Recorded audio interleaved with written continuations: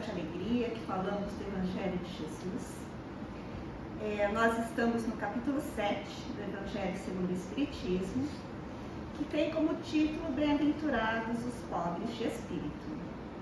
Eu vou finalizar esse capítulo e, finalizando, nós temos o item 7 ao 13, que são os mistérios ocultos aos sábios e aos prudentes. O orgulho e a humildade, missão do homem inteligente na terra. E para abrir essa reflexão, eu trago uma fala do Evangelho de Mateus, que está no capítulo 11 e o versículo é o 25. Disse então Jesus estas palavras: graças te rendo, meu Pai, Senhor do céu e da terra, por haverdes ocultado essas coisas aos sábios e aos prudentes, e por teres revelado aos simples e aos humildes. Aqui nós temos uma linda passagem do Evangelho de Jesus, mas também uma passagem que nos causa muita estranheza, mesmo para nós espíritas, que somos relativamente familiarizados com as parábolas ou com os contextos da fala de Jesus. Ainda assim, em um primeiro instante, nos geram dúvidas e questionamento. A princípio, parece tudo muito estranho, não condiz com Jesus que conhecemos. Por que ocultar algo? O que o mestre realmente está querendo nos dizer?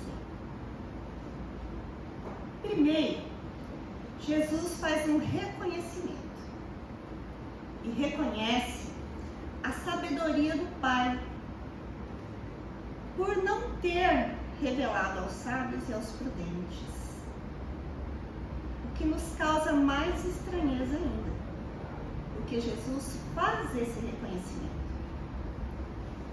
E mais ainda, reconhece uma sabedoria que está muito acima de nós.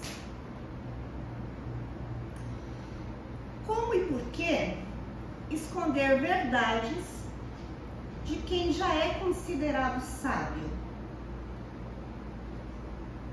E por que revelar aos simples e pequenos? E naturalmente que tudo que vem de Jesus e nos causa estranheza merece um estudo, merece uma reflexão cuidadosa, porque nós sabemos que Jesus foi o espírito mais evoluído, o espírito mais puro que habitou o nosso planeta. Justamente Jesus, o nosso maior e melhor exemplo de todas as virtudes. Jesus que é puro amor. Então, por que deixar de revelar algo aos sábios e aos prudentes? E revelar aos humildes? Então, a princípio, realmente não faz sentido. E quem vem nos esclarecer é o próprio Kardec. E Kardec nos diz: pode parecer singular que Jesus renda graças a Deus por ter revelado essas coisas aos mais simples e aos pequenos, que são os pobres de espíritos, e de tê-las ocultado dos sábios e aos prudentes mais aptos em aparência a compreendê-las. É preciso entender, porém, pelos primeiros, os humildes, que se humilham diante de Deus e não se creem superiores a todo mundo. E pelo segundo, os orgulhosos, envaidecidos, de sua ciência mundana, que se creem prudentes porque negam, tratando Deus de igual para igual. Isto quando não negam. Porque na antiguidade, prudente era sinônimo de sábio.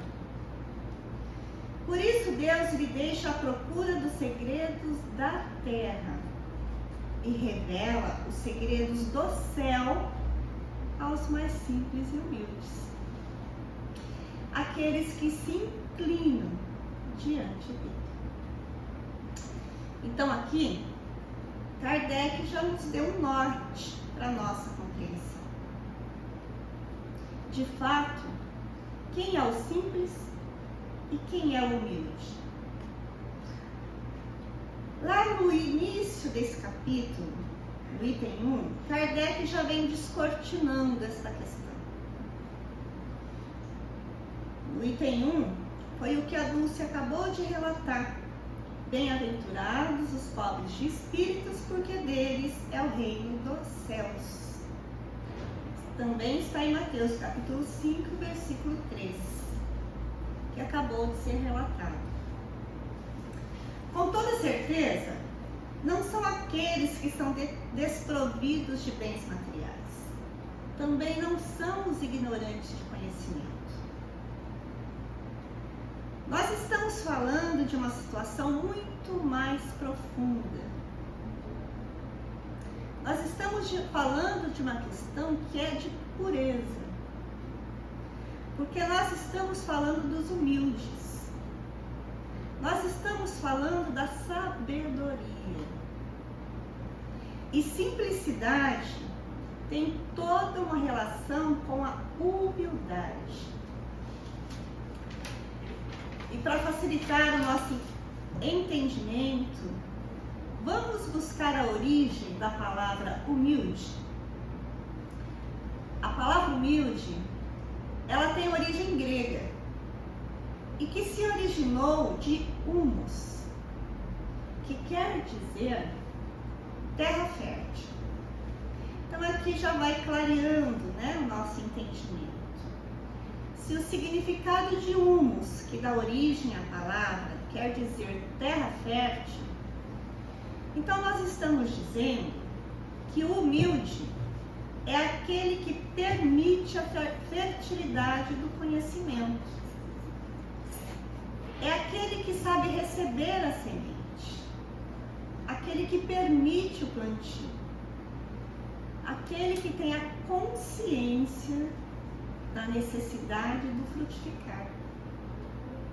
É aquele que vai receber a semente, vai regar, vai adubar, vai cuidar, vai colher e vai dividir os frutos. E esses frutos são exatamente os ensinamentos de Jesus. Então aqui, os humildes, percebemos que existem todas as condições para receber os ensinamentos.